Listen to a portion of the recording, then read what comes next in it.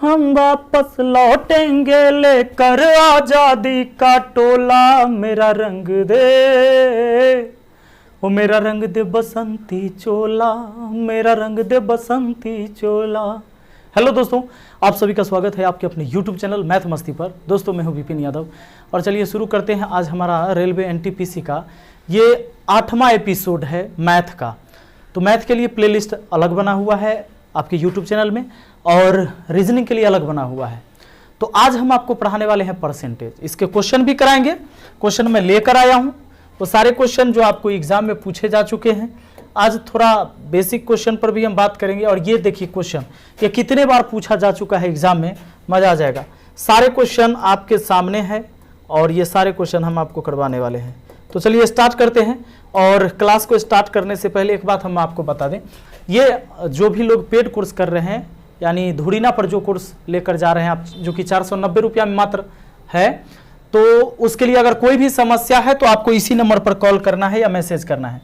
अगर मान लो कि कॉल बिजी आ रहा है, ये 3 नंबर अभी चालू है, हालांकि बहुत ज़्यादा ट्रैफिक है उस पर, बहुत ज़्यादा कॉल होता है। जब आप लोगों से एक आदमी से बात किया जाता है तो 4-5 आदमी का वेटिंग में रहता है। तो जो ऑफर ये 490 वाला है ये 15 तक चलेगा, इसलिए घबराने की ज़रूरत नहीं है। फिर भी आप कॉल करिएगा तो दिन में कॉल करिएगा, रात में आप 11 बजे बाद नहीं कॉल करिएगा। हो सकता है फ़ोन बंद बताए 11 बजे बाद।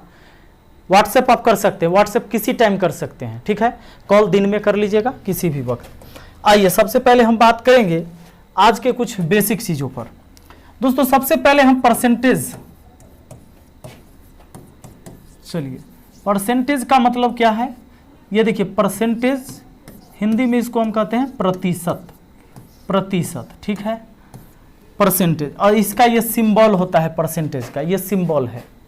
दोस्तों एक बात ध्यान दीजिएगा कि परसेंटेज जो है ना, प्रतिशत का मतलब है 100 में वो कितना। जैसे 5%, यानी 100 में कितना, तो 5, यानी 100 में कितना, 5, इसका ये मतलब हुआ 100 में 5।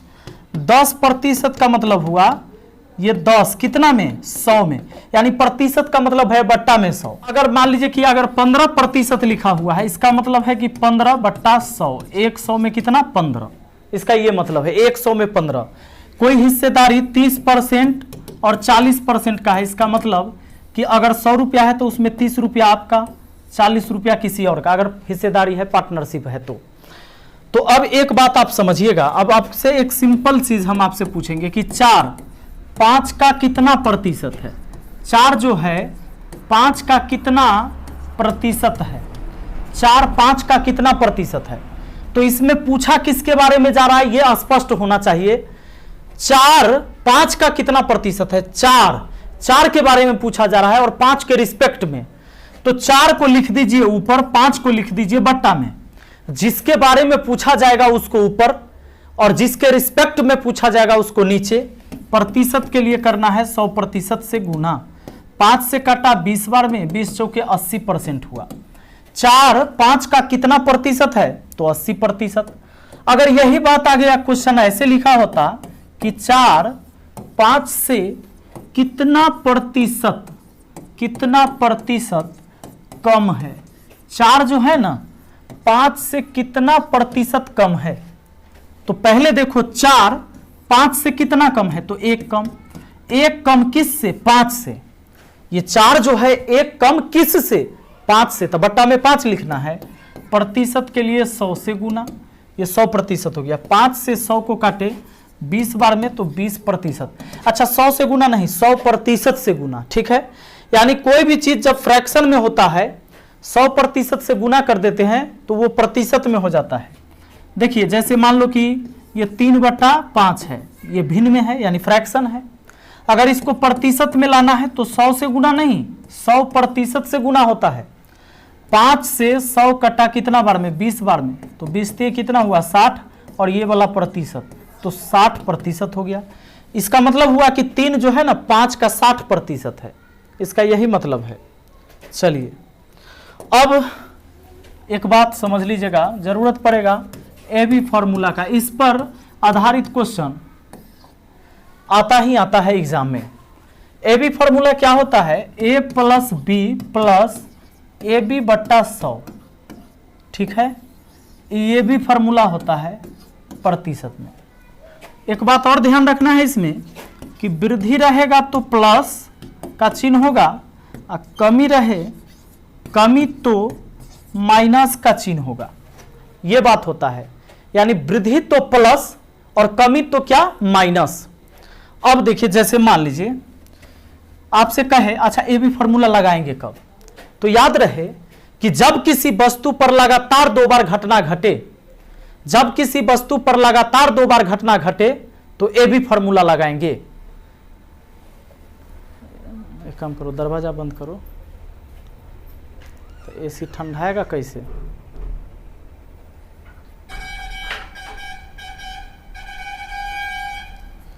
याद रहे दोस्तों, जब किसी वस्तु पर लगातार 2 बार घटना घटेगा तो ये भी फॉर्मूला लगाएंगे। जैसे मान लीजिए आपसे सवाल ऐसे कहे कि कोई आयत है और उस आयत के लंबाई 10% बढ़ा दिया, 10% बढ़ा दिया, चौड़ाई 5% बढ़ा दिया, यह भी वृद्धि है, तो कहेगा उसके क्षेत्रफल पर क्या प्रभाव पड़ेगा।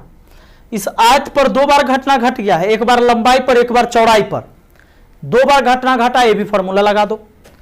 ये भी फॉर्मूला, ये ए का मान, बी का मान, पहला वाला ए कहेंगे, चलो 10% प्लस 5%, फिर 10 गुना 5 अब बट्टा 100, अब पूरे को हम प्रतिशत में कहेंगे। चलिए ये अगर हम ये 10 5 जोड़ देंगे तो कितना हो जाएगा हमारा 15, अब प्लस ये देखिए 0 से 0 कटा, 1 0 हटाना है तो 1 अंक बाद दशमलव हो जाएगा, यानी 15.5% हो गया, 15.5%, यानी 15.5% प्लस में आया तो हम समझेंगे वृद्धि हुआ।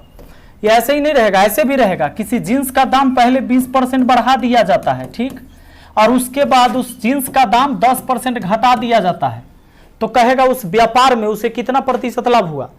पहले जींस का दाम 20% बढ़ाया, फिर 10% घटाया, तो क्या प्रभाव पड़ेगा। तो ध्यान दीजिए, फॉर्मूला तो आपका A plus B plus A B बटा 100, ये फॉर्मूला था आपका। लेकिन एक बात और लिख दिया था मैंने कि वृद्धि तो प्लस और कमी तो माइनस। ये पहला वाला वृद्धि है तो 20 प्लस में लिखिए, और उसके बाद ये माइनस में है तो यहाँ प्लस नहीं रहेगा, -10 हो जाएगा। और दोनों को गुना करके यहाँ चिन्ह लिखा गया होगा, तो एगो है प्लस में एगो माइनस में, है ना, ये प्लस में ये माइनस में, गुना होगा तो माइनस हो जाएगा, प्लस माइनस माइनस होता है गुना होकर। अब हो जाएगा 20 गुना 10 अब बट्टा में कितना 100, 2 0 से 2 0 काटिए, 20 में से 10 गया तो 10, उसमें से 2 गया तो 8, प्लस में 8 आया, यानी 8% का लाभ अभी भी होगा उस व्यापार में। उस जींस का दाम पहले 20% बढ़ाया, फिर 10% क्या किया, घटाया, फिर भी अभी लाभ उसको 8% का होगा, ठीक है। अभी नहीं कहिएगा 20 में से 10 गया तो 10% के लाभ होगा, ऑप्शन में दे ले रहेगा, अब मार के खुश मत हो जाइएगा। ध्यान दीजिए, एक चीज ये जान गए, अब आपको एक चीज और जानना है। सीपी मतलब होता है कॉस्ट प्राइस, यानी क्रय मूल्य, कोई वस्तु का क्रय मूल्य। एसपी का मतलब होता है सेलिंग प्राइस, यानी कि विक्रय मूल्य। अब प्रॉफिट का मतलब तो जानते ही होंगे, प्रॉफिट प्लस सब लोग काम करता है, यानी प्रॉफिट यानी कि लाभ। और लॉस का मतलब तो जानते ही हैं, कोई करना नहीं चाहता है हानि वाला काम, ठीक है। तो आप ध्यान दीजिएगा, सीपी एसपी प्रॉफिट एवं लॉस, इस चीज को जान लेना है। और एक चीज जान लेना है, भाव का केस, ठीक है ना, भाव का केस किसको कहेंगे। और एक जान लेना है अमाउंट, अमाउंट का केस, भाव का केस और अमाउंट का केस, 2 चीज जान लीजिए और बस हो गया बात आपका खत्म। दोस्तों सीपी किसको कहते हैं, क्रय मूल्य। जिस रेट से कोई वस्तु खरीदा जाता है क्रय मूल्य हो गया, और विक्रय मूल्य जिस रेट से कोई वस्तु बेचा जाता है विक्रय मूल्य हो गया। जैसे मैंने कोई साइकिल बेच दिया 2000 में तो उसका विक्रय मूल्य 2000 हो गया। प्रॉफिट कब होगा, प्रॉफिट जब कोई वस्तु कम में खरीद कर ज्यादा में बेचेंगे तो प्रॉफिट होगा, यानी लाभ होगा। और लॉस कब होगा, ये लॉस, तो लॉस तब होगा जब कोई वस्तु ज्यादा में खरीद कर कम में बेच देंगे। ज्यादा में खरीदे थे कम में बेचेंगे, हानि होना ही है। अब एक चीज आपको समझना है, वो ये समझना है कि भैया भाव का केस क्या होता है और अमाउंट का केस क्या होता है। तो याद रहे कि जब सीपी एसपी और प्रॉफिट लॉस को केवल वस्तु के रूप में दर्शाया जाएगा तो भाव का केस हो जाएगा। ध्यान दीजिए, जब सीपी एसपी तथा प्रॉफिट एवं लॉस को वस्तु के रूप में दर्शाते हैं। ये जानना बहुत जरूरी है, सुनिए, दर्शाते हैं तो उसे भाव का केस कहा जाता है। ये क्या समझे, जब सीपीएसपी तथा प्रॉफिट एवं लॉस को वस्तु के रूप में दर्शाते हैं तो उसे भाव का केस कहा जाता है। मतलब अगर उस सवाल में रुपया का जिक्र नहीं हो रहा हो, रुपया का चर्चा हुआ ही नहीं है, तो वो हो गया वस्तु का केस, भाव का केस हो गया। इसमें प्रतिशत लाभ या प्रतिशत हानि हमेशा एसपी पर निकलेगा। जैसे मान लो कोई व्यक्ति 10 आम खरीदा और 12 आम बेचा। मैंने रुपया तो नहीं बोला इसमें, मैंने क्या कहा, एक व्यक्ति 10 आम खरीदा, 12 आम बेचा, तो इसमें पूछेगा कि प्रतिशत लाभ हानि क्या होगा। इसमें रुपया नहीं बोला मैंने, 10 आम खरीदा 12 आम बेचा। इसका अब यह समझना है कि जितने पैसा में उसने 10 आम खरीदा उतना पैसा में 12 आम बेचा। खरीदा वो 10 से, अब बेचे गया तो उतना में 12 बेच दिया, इसका मतलब उसको घाटा लग गया। तो अब जो घाटा होगा यानी प्रतिशत हानि होगा, उस हानि को निकालेंगे हम हानि, अब बट्टा में एसपी लिखेंगे, अब प्रतिशत के लिए 100% से गुना करेंगे, ऐसे ये ध्यान रखिएगा। तो ये कब करते हैं हम लोग, भाव के केस में। भाव के केस में क्या करते हैं हम लोग कि प्रतिशत लाभ अगर निकालना हो तो हम ऊपर में लिखते हैं लाभ, बट्टा में लिखते हैं एसपी और 100% से गुना। अगर प्रतिशत हानि निकालनी हो हमको तो हम ऊपर में लिखते हैं हानि, नीचे में लिखेंगे एसपी और गुना 100%। तो ये होगा आपका भाव के केस में। कब होगा दोस्तों, भाव के केस में। भाव के केस में प्रतिशत लाभ और हानि हमेशा एसपी पर निकलेगा। जबकि अगर रुपया का चर्चा हो रहा है तब हो जाएगा वो अमाउंट का केस, और अमाउंट के केस में अगर प्रतिशत लाभ निकालना हो तो आप ऊपर लिखेंगे लाभ, नीचा में सीपी और गुना 100, ये आ जाएगा प्रतिशत में। अगर आपको प्रतिशत हानि निकालनी हो तो ऊपर में लिखेंगे हानि, बट्टा में लिखेंगे सीपी और गुना कर देंगे 100%, ये हो जाएगा। ये कब होगा, अमाउंट के केस में। अमाउंट के केस में ये चीज होगा। तो इस बात को ध्यान में रखना है कि भाव का केस क्या होता है और अमाउंट का केस क्या होता है, ये चीजें आपको जानना जरूरी है। जब सवाल में रुपया का चर्चा हो जाएगा तो अमाउंट का केस हुआ, लेकिन जब केवल वस्तु का चर्चा होगा तो भाव का केस हुआ। अब जैसे कह दे कि राम जो है, राम के 15 वस्तु का क्रय मूल, कह देगा 15 वस्तु का क्रय मूल उसके 20 वस्तु के विक्रय मूल्य के बराबर है। 15 वस्तु का क्रय मूल्य 20 वस्तु के विक्रय मूल्य के बराबर है। इस सवाल में मैंने रुपया बोला ही नहीं, मैंने क्या कहा कि 15 वस्तु का क्रय मूल्य 20 वस्तु के विक्रय मूल्य के बराबर है, तो प्रतिशत लाभ या हानि क्या होगा। इसमें रुपया मैंने बोला नहीं बोला, और प्रतिशत लाभ हानि पूछ लिया। इसका मतलब है कि जब रुपया नहीं है तो यह भाव का केस है। भाव के केस में प्रतिशत लाभ हानि हमेशा एसपी पर निकलेगा, ध्यान दीजिएगा।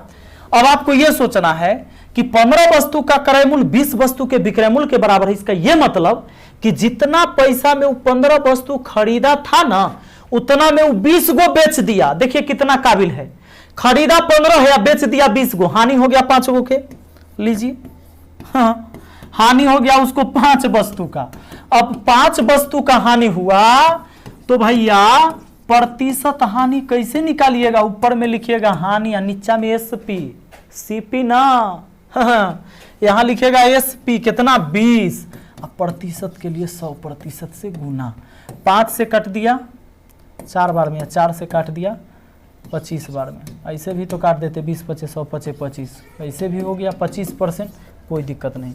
ये 25% की हानि हो गया इस व्यापार में उसे, ठीक है, तो इस बात को ध्यान रखना है। चलिए आते हैं छोटे सवाल पर, और जो चीजें बताया उस पर कुछ क्वेश्चन करते हैं, ठीक है। देखिए 60 का 15% क्या होगा, ये कौन बार का बात है, 60 का 15% मतलब बट्टा में 100, 0 से 0 कट गया। चलिए ऐसे भी काट देते, 0 से 0, 5 से काटे, 5 3 15, 5 दूना 10, अरे 2 तिहाई 6, 3 तिहाई 9, ठीक है। चलिए अब अगर आप चाहते, अगर आप थोड़ा सा तेज हैं, अगर आपको पता है कि 15% के मान कितना होता है, तो 60 का 15% यानी 3/20 लिखते, 20 तिहाई 60, 3 तिहाई 9 आपका आंसर। अब ये 15% का मान आप याद करिएगा तब ना इसे बनाइएगा, याद कर लीजिएगा। अगला तीसरा देख लीजिए, कहता है एक संख्या का 35% 91 है, संख्या क्या है, संख्या x मान लिए, इसका 35% कितना है, 91 है। आइए तो x गुना ये 35% का मतलब हुआ बट्टा में 100, अब बराबर हुआ 91। अब दोस्तों अगर हम काटते हैं 7 से तो 5 बार में, 7 से तो 13 बार में, अब जाके उधर गुना हो जाएगा, 5 से इधर 100 को काट दीजिए ना, 5 से 100 को काट दीजिए 20 बार में। अब x की वैल्यू 13 दूना 26, 260 हो गया। 260 कहाँ है, ऑप्शन बी में है। अगला सवाल आइए जरा, नेक्स्ट क्वेश्चन, छोटा छोटा क्वेश्चन है प्यारा सा। एक संख्या का 32% 56 है, वह संख्या कितनी होगी। एक संख्या का 32% कितना है भैया, 56 है। तो x 32% मतलब बट्टा में 100 बराबर हुआ 56। 8 से काट दिया तो 4 बार में, 8 से काट दिया तो 7 बार में, 4 से काट दिया तो 25 बार में, और x की वैल्यू 25 7 175। अरे 25 इधर भाग में बराबर के उधर गया तो गुना में हुआ, 175 कहाँ है, ऑप्शन सी में। आइए अगला सवाल देख लीजिए, मतलब इतना आसान क्वेश्चन भी पूछा जा चुका है, इस बात को याद रखिएगा। तो शुरुआत है हमारा, अगली वीडियो में इसका लेवल हम और बढ़ाएंगे, अभी भी और इसमें लेवल बढ़ने वाला है। अयस्क में 25% शीशा है, अयस्क में 25% शीशा है, 80 किलोग्राम शीशा पाने के लिए कितने किलोग्राम अयस्क की जरूरत होगी। मान लेते हैं कि x किलोग्राम अयस्क की जरूरत होगी, और जो अयस्क है उसमें 25% शीशा होगा, तो x का 25% बराबर हमको 80 kg लाना है। 25% शीशा कहता है कि कितना किलो अयस्क रहेगा जो आपका 80 किलो शीशा आ जाएगा, जबकि शीशा 25% रहेगा। इसका मतलब कि हमने माना कि x kg अगर अयस्क होगा तो x kg का 25% हमारा 80 किलो आ जाएगा। अब देखिए तो x का मान अब निकल जाएगा, x 25% का मान 1/4 बराबर 80, तो x की वैल्यू कितना हो गया, 8 चौके 32, 320 कहाँ है, ऑप्शन डी में 320 किलो। अगला छठा देखिए, इस सवाल तो बवाल मचा दिया है, इतना बार आया है। कहता है सवाल, एक चुनाव में 2 प्रत्याशी में से एक को 40% मत मिले और वह 100 मतों से हारता है, मतों की कुल संख्या क्या है। कहता है एक चुनाव में 2 प्रत्याशी में से एक को 40% मत मिला, 2 प्रत्याशी है, एगो को मिला है 40% मत, तो दूसरा का ले लिया होगा 60%, और कहता है कि 100 मत से हारता है। अब बताइए जो 40% प्राप्त किया उस 100 मत से हारा, तो 40% प्राप्त किया तो हारा होगा कितना से जानते हैं, हारा होगा ही 40-60 में कितना का अंतर, 20% का, तो हारा है 20% से, 20% से हार गया, लेकिन हारा है कितना 100 से। तब 20 × 100, अगर टोटल वोट निकालना है तो 100% का मान निकालिए, तब 20 का ही 5 गुना होता है, तो 100 का 5 गुना कितना हुआ 500, 500 वोट पड़ा है टोटल, ऑप्शन ए हो जाएगा। टोटल वोट की संख्या कितनी, 500। हाँ अगला ये 7वां, यहाँ 6ठा, एक विद्यालय में लड़कों का 10% लड़कियों की संख्या के 1/4 के बराबर है, तदनुसार उस विद्यालय में लड़कों तथा लड़कियों का अनुपात क्या होगा। एक विद्यालय में लड़का और लड़की की संख्या बोला है कि लास्ट में विद्यालय में लड़कों तथा लड़कियों का अनुपात क्या होगा। एक विद्यालय में लड़कों का 10%, लड़का के जो 10% है ना, वो लड़की के 1/4 के बराबर है। दोस्तों b गुना 10% का मान 1/10 होता है, अब बराबर g गुना 1/4 है। अब आपको क्या करना है, b/g लिख लेना है और चुपचाप उधर 10 को भेज देना है, नीचे में है ऊपर गया, g उधर गुना में इधर आया तो भाग में, और 10 भाग में उधर गया गुना में, बट्टा में 4। 10 और 4 को काटेंगे तो 5/2 यानी 5:2 आपका आंसर तैयार है। 5:2 कहाँ, ऑप्शन बी में। अगला सवाल, अच्छा मिस्टेक मत करिएगा, एग्जाम में अगर उल्टो दिल रहेगा 2:5 दिल रहेगा। देखिए नेक्स्ट क्या कहता है, एक कार्यालय में 40% महिला कर्मचारी है, उनमें से 40% महिला और 60% पुरुष ने मेरे पक्ष में मतदान किया, तदनुसार मेरे मतों का प्रतिशत कितना रहा। सवाल कहता है कार्यालय में 40% महिला कर्मचारी है, उनमें से 40% महिला और 60% पुरुष ने मेरे पक्ष में मतदान किया, तदनुसार मेरे मतों का प्रतिशत कितना है। अच्छा एक बात बताइए, एगो अभी चुनाव वाला सवाल पढ़े थे जिसमें 100 मत से हारा था, तो उसमें एक रियल संख्या दिया हुआ था, 100, 250, 200, 500, 150 कुछ भी रहे, लेकिन जब सवाल में रियल में कोई भी संख्या नहीं दिया हुआ है तो 100 मान के सवाल बना लीजिए, परसेंटेज का सवाल हमेशा बन जाएगा। एक कार्यालय में टोटल पूछा है, एक कार्यालय में 40% महिला कर्मचारी है, तो टोटल आप मान लीजिए, टोटल आप 100 मानिए। 100 इसलिए मानेंगे ना कि 100 मानिएगा तो 40% और 60% निकालना आसान रहेगा। 40% महिला है, इसका मतलब कि महिला की संख्या 100 का 40% मतलब 40। तो इतना बात हम लोग अब जान गए कि भैया पुरुष के जो संख्या होगा, जब महिला 40 तब पुरुष हो गया 60। अब कहता है उनमें से 40% महिला और 60% पुरुष ने मेरे पक्ष में मतदान किया। पहले बोला एक कार्यालय में 40% महिला कर्मचारी है, 40%, अगर 100 गो होगा तो 40 गो महिला, 60 गो पुरुष। उसके बाद कहता है 40% महिला और 60% पुरुष ने मेरे पक्ष में मतदान किया, तदनुसार मेरे मतों का प्रतिशत कितना है। सुन लीजिए, इसका 40% महिला मतदान करेगी, टोटल महिला 40 है ना, तो पूरा महिला करती तब तो 100% महिला हुई, तो 40 का 40% महिला मतदान किए, परसेंट का मतलब बट्टा में 100, या यूं कहें इसको नहीं लिखे बट्टा में 100 तो भी काम चलेगा। 40 गो महिला थी, इसका 40% महिला, तो 40 का 40% कितना होगा, प्रतिशत से 2 जीरो कटेगा, 4 चौका 16 गो महिला, अब पुरुष जितना है उसका 60% पुरुष मतदान किया मेरे पक्ष में, तो टोटल इतना मतदान किया, प्रतिशत से 2 जीरो काट दिए 16 गो महिला, प्रतिशत से 2 जीरो काट दिए 36 गो पुरुष, 16 36 जो ये लोग मतदान किया मेरे पक्ष में, टोटल कितने लोग में, 100 में से। अब प्रतिशत में अब लाना है तो 100% से गुना कर लीजिए।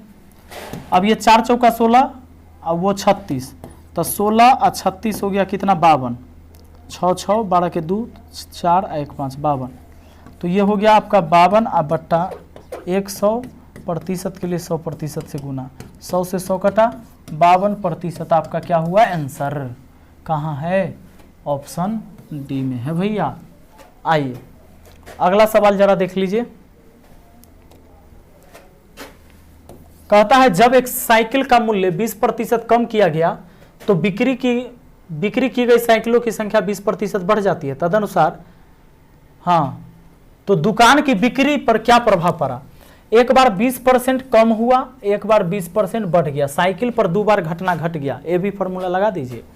ए बी फॉर्मूला आपको याद है, पहला वाला 20 है कम तो माइनस में लिखेंगे, फिर 20 प्लस में लिखेंगे, फिर माइनस 20 गुना 20 और बट्टा में हम 100 लिखेंगे प्रतिशत में, प्लस 20 माइनस 20 जीरो हो गया। अब 2 जीरो से हम यहाँ काट देते हैं 2 जीरो, माइनस में 4% यानी 4% का गिरावट आया, कमी आया। 4% कमी का है ऑप्शन ए में। आइए अगला सवाल आ जाइए ना, देखिए तो जरा, कहता है कोयला का मूल्य 20% बढ़ता है तो उपभोग कितना प्रतिशत कम कर दे कि उसके खर्च पर बढ़ोतरी न हो। ऐसा सवाल जब भी होता है, देखिए इसमें 2 बार घटना वाला बात नहीं है, एक ही जगह है। इसमें क्या हुआ है, कोयला का मूल्य बढ़ा है तो उपभोग में कितना प्रतिशत कमी किया जाए कि खर्च पहले जितना ही रहे। सोचिए ना, अगर किसी चीज का दाम बढ़ जाएगा और खनाई आप कम नहीं करिएगा तो बजट बढ़ जाएगा कि नहीं। लेकिन अगर आप तेज आदमी हैं, अगर किसी चीज का सामान का दाम अगर बढ़ गया है तो तनी खनाइए कम कर दीजिए। हाँ भाई, इतना ना कम कर देना कि मर जाना भूखे। खनाई कम कर दीजिएगा, खपत कम कर दीजिएगा, तो खर्च पहले जितना रह सकता है। बात है समझ में? तो वही बात कर रहा है कि कोयला के दाम 20% बढ़ा है, खपत कितना कम करे कि खर्चा उतने रहे। तो एक काम करो, 20% बढ़ा है ना, तो खाली मूल्य ही देखना है कि बढ़ा है कि घटा। अगर मूल्य बढ़ेगा तो खपत में कमी पूछबे करेगा। तो मूल्य बढ़ा है तो 20, तो यह 20 को 100 में नीचा जोड़ के लिखिए, प्रतिशत के लिए 100% से गुना करिए। अब लीजिए, ऊपर 20 और नीचा हुआ 120, प्रतिशत के लिए तो 100% से गुना हुआ। 20 6 के 20 से 100/6, 6 का आधा 3, 100 का आधा 50, अरे 50/3% बोले तो 16.2/3% आपका आंसर हुआ। 16.2/3 ये आ जाएगा ऑप्शन बी। इसको 2 में 3 से भाग दीजिएगा तो ये आ जाएगा। ठीक है, तो चलिए, मुझे उम्मीद है कि आपको आया होगा आसानी से समझ में। अच्छा, धुरीना पर जो एनटीपीसी का कोर्स चल रहा है, जिसका लिंक नीचे डिस्क्रिप्शन में आपको दिया हुआ है, वहां से आप सीख सकते हैं कि कैसे वहां कोर्स लेना है, कैसे देखना है। यूट्यूब पर आपका क्लास हमेशा चलते रहेगा। अगर जिनको यूट्यूब पर पढ़ना है पढ़ सकते हैं, जिनको धुरीना पर पढ़ना है वहां भी पढ़ सकते हैं। जहां जिनको दोनों जगह पढ़ना है दोनों जगह पढ़ सकते हैं। ठीक है, मिलते हैं फिर अगली वीडियो में। Thank you, best of luck.